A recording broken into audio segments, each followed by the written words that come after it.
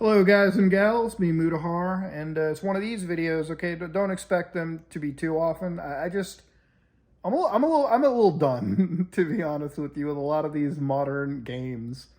Now, I'm some ordinary gamers, okay? I play a lot of stuff, all right? I play Solitaire, I play Dark Souls, I play Hello Kitty Island Adventure, that's not even a joke, that's on iPhones now.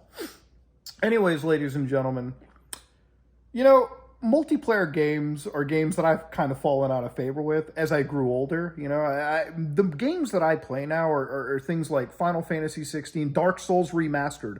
Loaded it up this morning. In fact, I'm going to go through the whole Soulsborne franchise because they're just all great games, okay? They remind me of stuff back in the day. They got a good amount of challenge to them, and you're always discovering new things.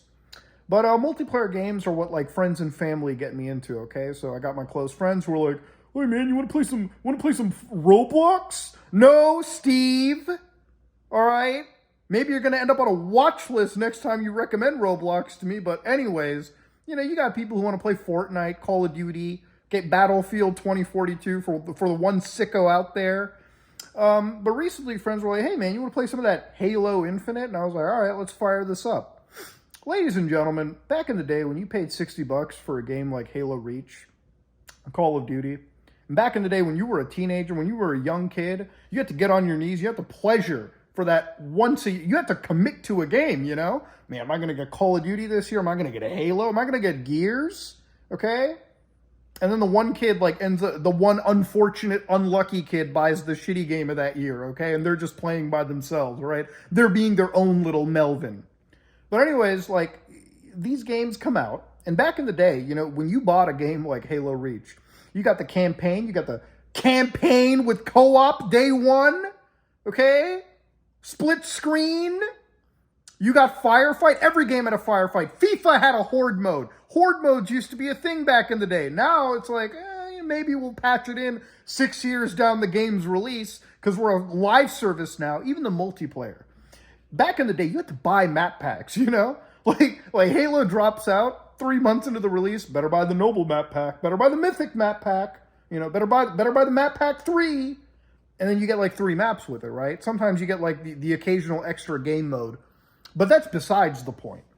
Nowadays, with every live service, and I don't know if this is like maybe me being like extra nitpicky here, but Call of Duty Modern Warfare 2, Halo Infinite, shit, Gears of War 5. I don't even know if that's entirely a live service. These games give you free maps, right? Okay. Why is it?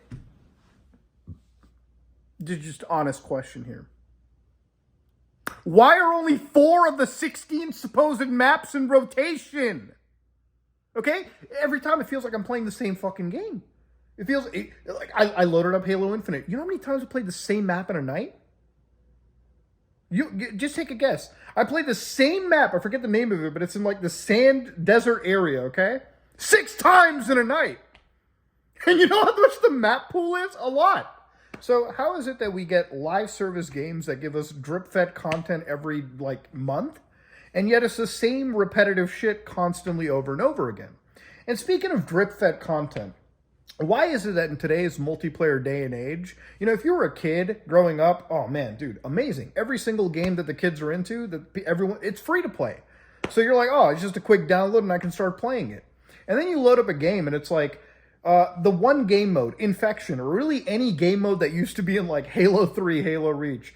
These developers are waiting like a year and a half to get rushed out, okay? A year and a half after the game's release, let's release this one iconic game mode people have played. You know what happens a year and a half after the game release? It dies, okay? People stop playing it.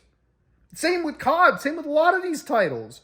Now, what's really funny is back in the day, you bought a game, and then if you think about it, you basically paid $60 plus $60 if you added in all the map packs, or you bought the season pass and you maybe saved $10 or something in the long term.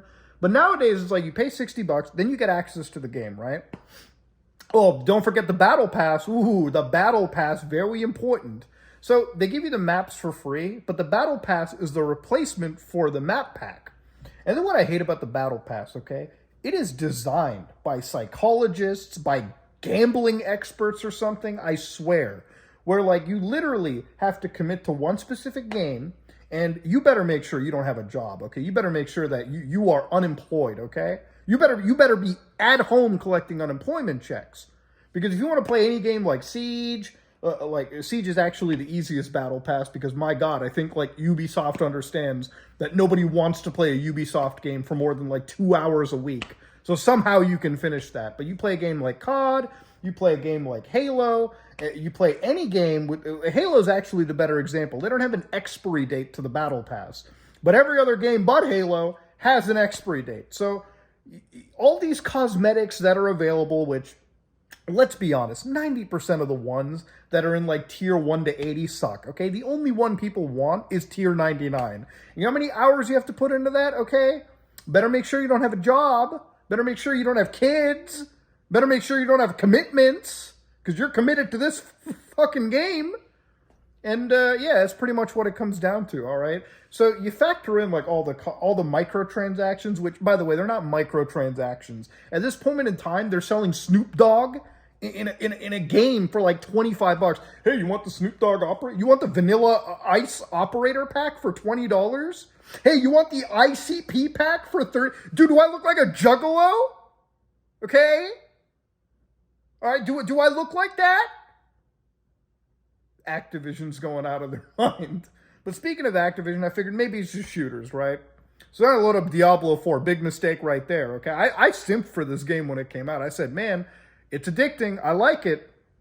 And then you look at all the nerfs that they've done, which some of them I believe that they've reversed. And then you realize why they nerf video games. Because alongside the psychologists, I swear with every live service game, they have got a team of people that are the anti-fun police, okay? Oh, you found a build in a video game that's broken and fun? Better nerf that. Wait, this guy can finish everything in 4 hours?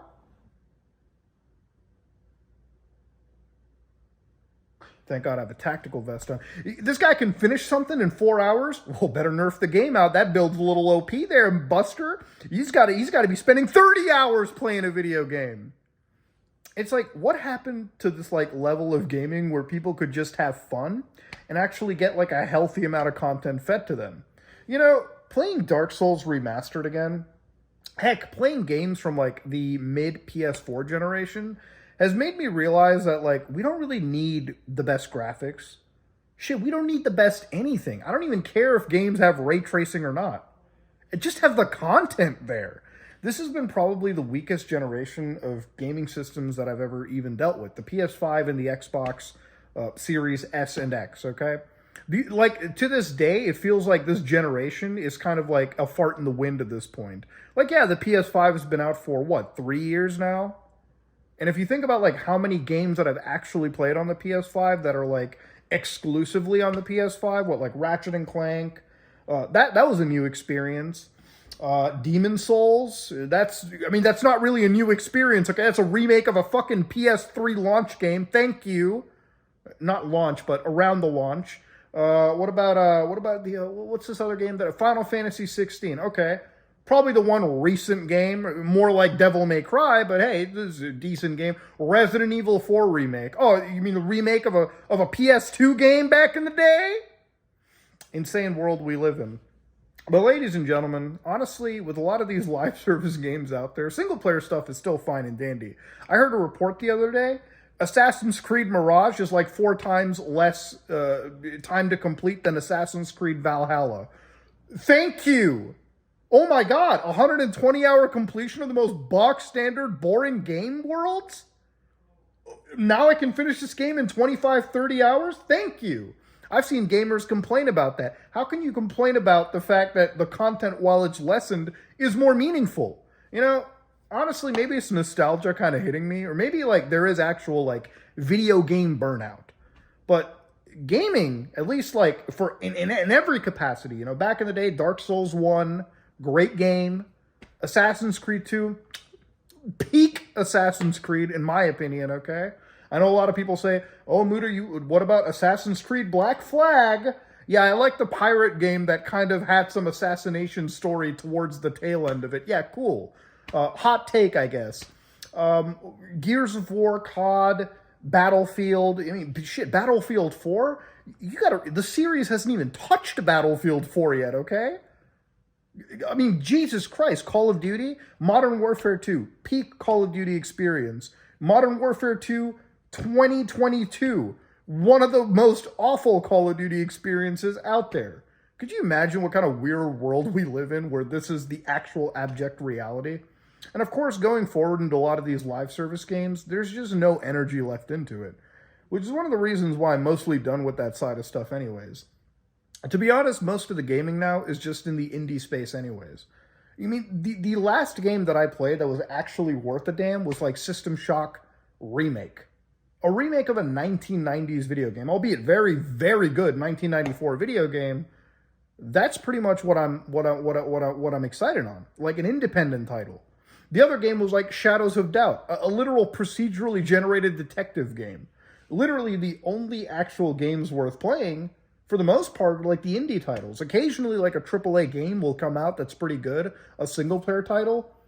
And then, like, all these live service multiplayer games are absolute trash. And then, of course, the more you look into it, these companies wonder why nobody's playing their game. Well, like I said in the beginning, you guys release like a 10% of a game, and then you drip feed all the content over the course of 5 years, and then halfway through you wonder, oh shit, why did people stop playing the video game? Because it's all soulless shit. Anyways, though, need to have a discussion on it. Needed to, like, vent about this situation, ladies and gentlemen. God damn. But yeah, if you like what you saw, please like, comment, and subscribe. Dislike if you dislike it. I'm out.